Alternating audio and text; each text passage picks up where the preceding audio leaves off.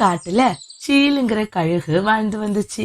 ஆனா அந்த கழுகு ரொம்பவே நல்ல கழுகு. எந்த ஒரு பறவையுமே வேட்டையாடி சாப்பிடாது. இப்போ அந்த கழுகு ஒரு முட்டையும் இட்டு இருந்துச்சு. கழுகக்கா, நீங்க உங்களோட கர்ப்ப காலம் முழுவதும் எங்க மரத்திலேயே தங்கிக்கலாம். எங்களுக்கு இதுல எந்த ஒரு ஆட்சேபனையுமே இல்ல. என்னதான் அந்த காகங்கள் நல்லவங்கள போல பேசினாலும் அந்த கழுகுக்கு அவங்க மேல பெருசா நம்பிக்கையே இல்லை. ஏன்னா அந்த காகங்கள் தான் அந்த காட்டுல வாழ்ற பறவைங்கள்லயே ரொம்பவே மோசமானவங்க. காகங்களா, நீங்க என்ன தங்க சொன்னதுக்கு ரொம்பவே நன்றி. ஆனாலும் இந்த மரம் எனக்கு அவ்வளவா பாதுகாப்பா தோணல. இது ரொம்பவே உயரமானதா இருக்கு. இப்படி சொன்ன கழுகு அங்கிருந்து அதோட முட்டையை எடுத்துட்டு மீனு குருவி வாழ்ற மரத்தை நோக்கி பறந்து போனுச்சு. கோரி, அந்த கழுகு நம்ம மேல நம்பிக்கை இல்லாம அந்த மீனு குருவியோட கூட்டை நோக்கி பறந்து போகுது. காலுஜி, அந்த கழுகு மட்டும் மீனு கூட ஃப்ரெண்ட் ஆயிடக்கூடாது. அப்படி அவங்க நண்பர்கள் ஆயிட்டாங்கன்னா இந்த காட்டுல வாழ்ற எல்லா பறவைங்களும் அந்த மீனுவுக்கும் நண்பர்கள் ஆயிடுவாங்க. அப்புறம் இந்த காட்டுல நமக்கு மரியாதையே இல்லாம போயிடும். பிறகு சீல் கழுகு அதோட முட்டையை எடுத்துட்டு மீனுவோட கூட்டுக்கு பறந்து வந்துச்சு. மீனு, இந்த மரத்துல நான் கூடு கட்டிக்கலான்னு இருக்கேன். எனக்கு கூடு கட்ட அனுமதி தருவியா?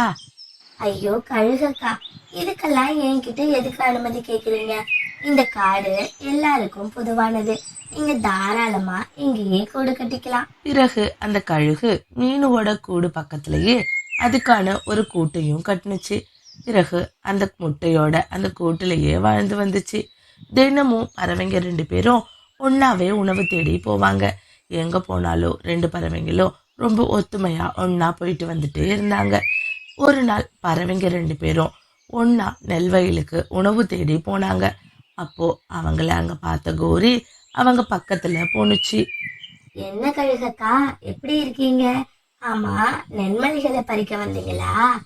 இது எனக்கு சொந்தமான வயல்தான். எவ்வளவு வேணுமோ அவ்வளவு பறிச்சுக்கோங்க. ஏ மீனு, ஆமா, உனக்கு என்ன இங்க வேலை? எத்தனை தடவை சொல்லியிருக்கேன் என்னோட வயலுக்கு வரக்கூடாதுன்னு. ரோரி அக்கா, தயவு செஞ்சு கோவப்படாதீங்க. நான் உங்க வயல்ல இருக்கிற நெல்மணிகளை பறிக்க வரல. கீழே செதறி கிடக்குற நெல்மணிகளை தான் எடுக்க வந்தேன். கீழே விழுந்து வேஸ்ட் ஆகிறதுக்கு பதிலா அதை நான் எடுத்து என்னோட பசிக்கு சாப்பிட்டுக்கிறேனே. இங்க பாரு, அது கீழே விழுந்து வேஸ்ட் ஆனாலும் பரவாயில்ல. ஆனா என்னோட நெல்மணிகள் உனக்கு உணவாகிறத என்னால அனுமதிக்க முடியாது. மீனு, நீ வா, நம்ம இங்க இருந்து போலாம். இந்த பக்கத்துல நிறைய பழமரங்கள் இருக்கு.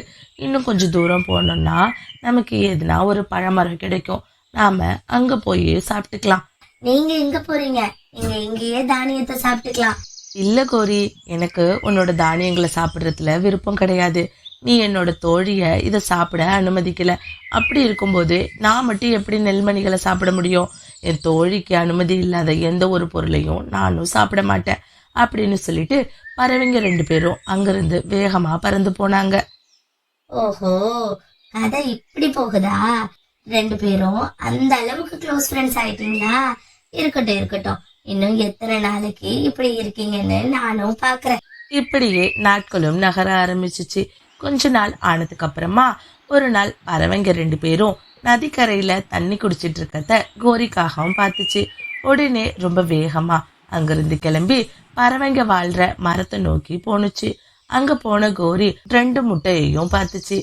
ஏதோ மனசுல யோசிச்ச கோரி மீனுவோட முட்டைய கழுகோட கூட்டுலையும் கழுகோட முட்டையை எடுத்து மீனுவோட கூட்டுலையும் இடமாத்தி வச்சுச்சு. ரொம்ப ஒத்துமையா இருக்கீங்க. இருக்கட்டும் இருக்கட்டும், இந்த முட்டை வெடிக்கிற அன்னைக்கு நீங்க 2 பேரும் ஒருத்தருக்கு ஒருத்தர் எதிரிகளா மாறி சண்டை போடுவீங்க. அத இந்த காட்டுல இருக்கிற எல்லா பறவைங்களும் சுத்தி நின்னு வேடிக்கை பார்ப்பாங்க. பறவைங்க வர்றதுக்கு முன்னாடி அங்கிருந்து போகணும்னு யோசிச்சு வேகமா அந்த இடத்துல இருந்து பறந்துச்சு. இது எதுவுமே தெரியாத பறவைங்க எப்பயும் போல ஒருத்தருக்கு ஒருத்தர் அவங்களோட கூட்டுல உட்கார்ந்து அடை காத்துட்டு வாழ்ந்துட்டு இருந்தாங்க.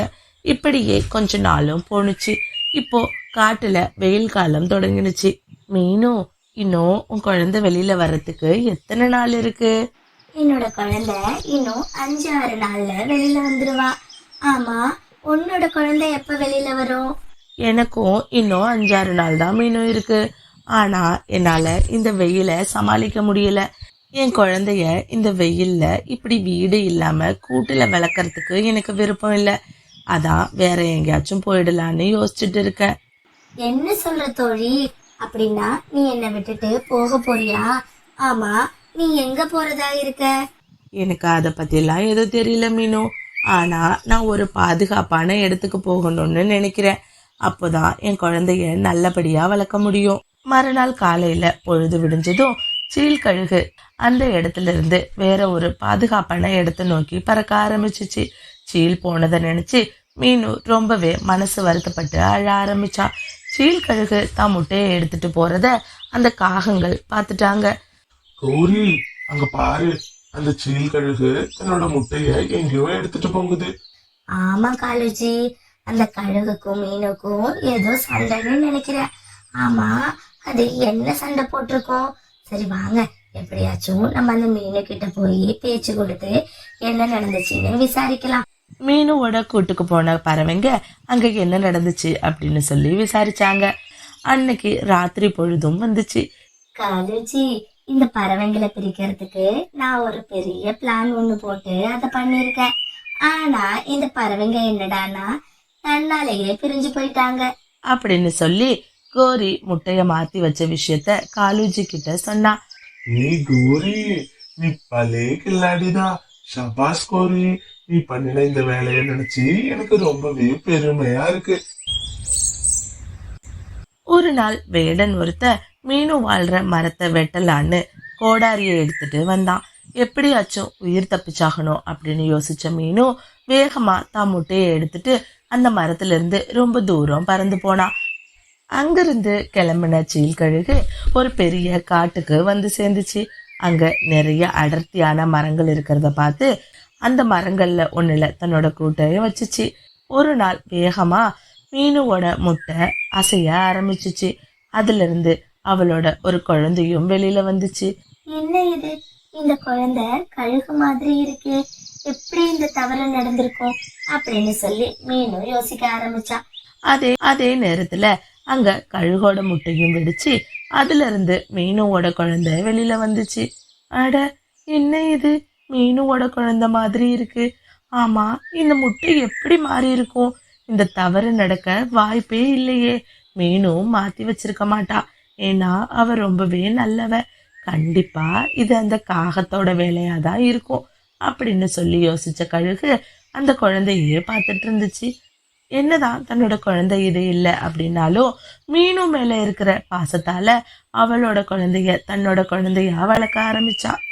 இதே மாதிரிதான் மீனு குருவியும் அவளோட குழந்தைன்னு யோசிச்சு கழுகோட குழந்தைய நல்ல விதமா வளர்த்துட்டு இருந்தா. இப்படியே சில வருஷங்களும் கடந்து போனுச்சு. 2 பறவைங்களும் இடப்பெயர்ச்சிக்காக வேற ஒரு காட்டை நோக்கி பறக்க ஆரம்பிச்சாங்க. தண்ணி குடிக்கலாம் அப்படின்னு சொல்லிட்டு நதிக்கரையை நோக்கி பறவைங்க 2 பேரும் அவங்க குழந்தைகளோட வந்தாங்க. யதார்த்தமா 2 பேரும் ஒருத்தருக்கு ஒருத்தர் பார்த்துக்கிட்டாங்க. ஒருத்தருக்கு ஒருத்தர் மனசு விட்டு பேசினாங்க. மீனும் நம்மளோட முட்டைய மாத்தி வச்சு நம்மளுக்கு இப்படி ஒரு துரோகத்தை பண்ணினது அந்த காகம்தான். ஆமா கழுகு, நானும் அதை யோசிச்சேன். அங்கிருந்து நீ போனதுக்கு அப்புறமா என்னோட மரத்தையும் வேடன் ஒருத்தன் வெட்டிட்டான். அதுக்கப்புறம் நானும் அந்த காட்டுல இருந்து வேற ஒரு காட்டுக்கு போயிட்டேன். பிறகு ஒருத்தருக்கு ஒருத்தர் நடந்த எல்லா விஷயத்தையும் பேசிக்கிட்டாங்க. இப்போ 2 பேரோட குழந்தைங்களும் அவங்கவங்க பக்கத்துல போயிட்டாங்க. 2 பேரும் தான் குழந்தைங்களை இத்தனை வருஷம் கழிச்சு பார்த்ததை நினைச்சு ரொம்பவே சந்தோஷப்பட்டாங்க.